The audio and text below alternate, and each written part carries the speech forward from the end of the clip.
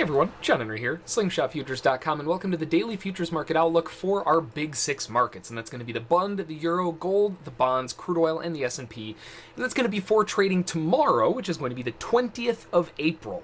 Now, man, this morning session compared to the afternoon session, what a stark difference between the moves. Just basically ignore the morning session because it pretty much didn't exist, and then the afternoon kicked off, and man alive, things just they livened right up. But before we jump into everything, before we start looking at all the charts, as always, make sure to whip on over to slingshotfutures.com, scroll down, and click on the Join the Daily Outlook newsletter. And that's going to add you to our email list so that you'll know every single time one of these videos comes out.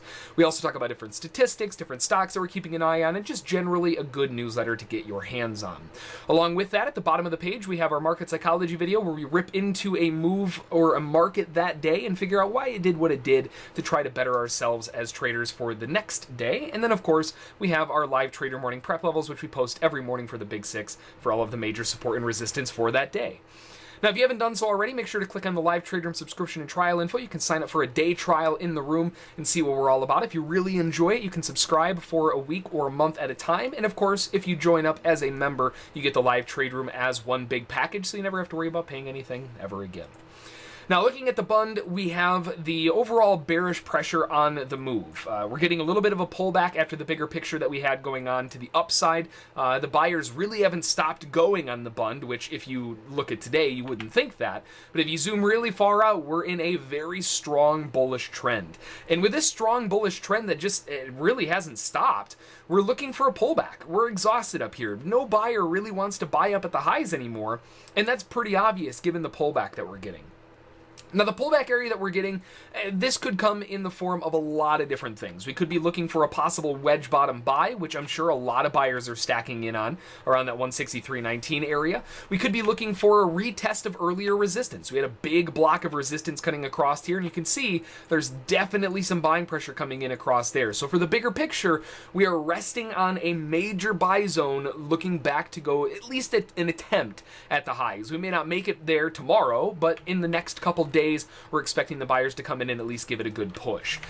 Now, for this morning's price action, we can see that for the most part, it's bearish, right? We're looking to the downside and ignoring the bigger picture, we are looking still on the sell side. The buyers haven't proven anything yet down here, aside from holding that 163.19 area. And until the buyers really show up with some conviction, whether that's, a good breakout to the upside, then look to buy the pullback, or just a big breakout higher like this, and then a really tiny pullback. Either way, we need that breakout move before we can start assuming that the buyers are taking back over. And until that happens, we got to stick on the sell side until we get them out of the way, and then we can switch on over to the buy side and look to grind that market back up towards the top. Now, switching gears over to the euro much more range bound, and with a slight bear bias, I suppose, right? There's not much of a bias, and if anything, we just have kind of trending ranges. The big upper range band between 76.50 down to 74.90, and then the lower range band between 73.36 up to 74.90, both of which are acting as fairly strong support and resistance. This is another one of those situations where zooming way out will give us a clue in terms of what to expect. We had a big failure at the highs, right? We pushed up to the prior high of day, found a double top, and quickly failed back lower. In the bigger picture on the 60-minute chart, this just kind of looks like a flag, right? It looks like this could just be a flag formation, big flag pullback, looking for a breakout to the upside. With that double top at the highs up here, the buyers will be looking for a better price. And that better price, it may be coming in right here at 73.36, but it's awfully hard to ignore that cluster of support that was back here. They missed it right there. They were so aggressive. And when they finally broke out of it, they didn't hold back. So seeing a pullback back to that prior week level at around 70.95 would be a phenomenal place for potential longs back to the upside. The buyers could just be waiting for a better price. And right around that location, that's where we start expecting it. Between 7,200 down to 70.95 is sort of where I would love to see the market get down to for a sweet spot on the longer term buy side. Now, on the shorter term buy side, today the sellers kind of own the market right now. The buyers are taking control and holding higher lows. They even held a higher low below that kind of intermediary one, and very frequently that ends up being a trap, and the buyers defended that successfully so far. Now, because we have trending ranges, we have to approach it as buy low, sell high, stay out of the middle. But the middle, in this case, kind of puts a kink in it, right? Because this is also could be considered low if you're coming from up here, or it could be considered high if you're coming from below. So it's kind of a midpoint. We have to deal with that sort of just kind of serpentining its way through the market. So with that kind of playing ball in the middle here, I would rather look to trade off of the extremes and use this middle edge as a profit-taking area. So looking to buy at 73.36 or lower and looking to sell at 76.50 or higher, and then looking to liquidate the position at that 74.90, given the amount of bouncing and support that we've had there already. So same plan, looking to buy low, sell high, stay out of the middle, and in this case, we can actually use the middle for a potential profit target. Now, gold was a little bit of a feisty one today. There was some beautifully consistent bearish movement in and through the entire overnight session. They really just kind of kept going, nice and smooth, really calm and quiet, nice and collected market. We caught a little bit of a rally here, and that's very frequent that, or very, common that you see in a nice bear trend. You'll get one good correction, and then they'll dump down to the lows. But that's where things came a little detached. We had this monster candle that showed up back here. And whenever you have that big blow off, it's almost like the market just kind of let the lid off of a top of a shaken pop bottle, right? And the thing just goes nuts. And then everything goes quiet because there's nothing left, right? So because there's nothing left, the chances are we're going to get stuck around the high of that candle and around the low of that candle. And you'll notice where all of the support and resistance came in today, right around where the high of that was, and, well, the low really didn't pay a whole lot of attention, but where it closed certainly did. So right now we're playing between the range of 1284.2 and 79.7 with a much larger bearish bias. So I would like to sell 84.2 or above, looking for continuation of the downside. If we can break through 79.7, I'll be looking to use that as resistance to push down to the next major support, which is at 75.4 for a possible profit taking. We're not looking to buy this level. We're looking to get out of that level with shorts. So I guess kind of buying, but if you're already short, right? So looking for the sell side and preferably with a breakdown of that middle at 79.7.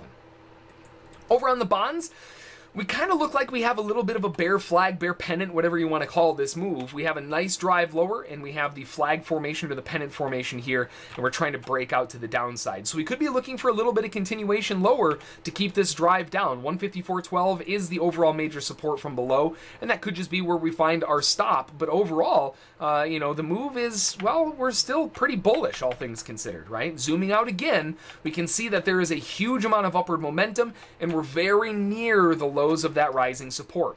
That could be the objective. We may just be blowing off the highs here a little bit to get that objective tested, right? Go through the highs a little bit, get a nice big pullback down, look like we're going to have some huge breakout, trap in a bunch of sellers, only to make a really fast new low and then rocket ship right back up to the highs.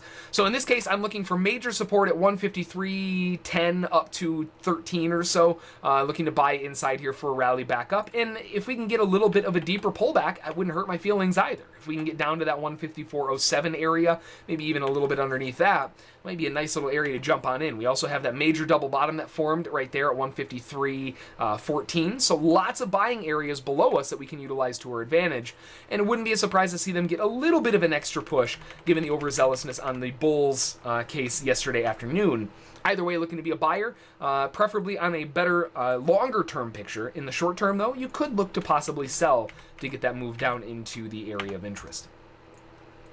Now, crude oil. Oh man, what do we say about crude oil? It started off so quiet, so calm and collected, nothing really happening, nothing really going on, really slow, choppy market. It's inventory day after all, so not a huge surprise. We just kind of go back and forth and play overall. Even the inventory candle itself, not really much to write home about. It was a really small candle. The average size candle for this year out of all of the inventories that we have is about 43 to 44 ticks.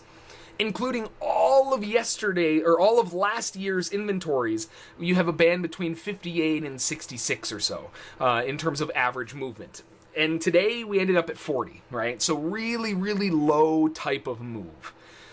Now, along with that, out of 13 inventories so far that we've had, 11 of them have gone counter trend. And that means that if we have a bear inventory candle, 11 of them, 84%, if you need to bust out the calculator, 84% of them go counter to that move. If it goes up, 84% of the time it drops.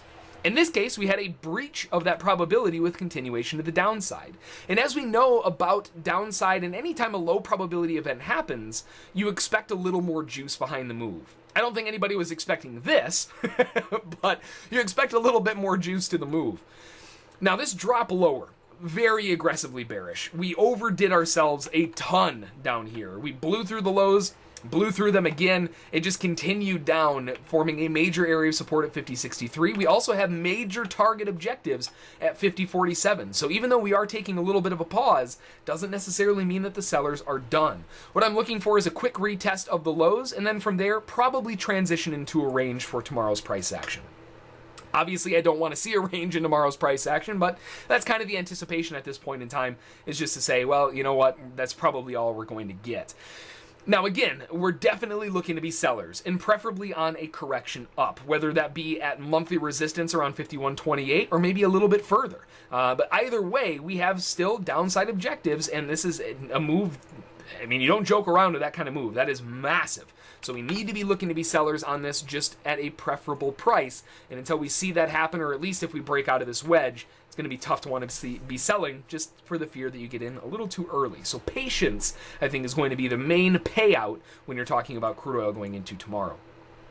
And then finally, wrapping up on the S&P, nice bearish momentum through pretty much most of the afternoon session. Starting from around 11 o'clock, complete reversal to the downside. We even put in a little bit of a head and shoulders here and a big reversal drop lower with, I mean, pretty much a perfect looking channel. I mean, this is picture perfect. This is the kind of thing that you'd see in a textbook. I mean, it's beautiful to the downside as far as structure goes.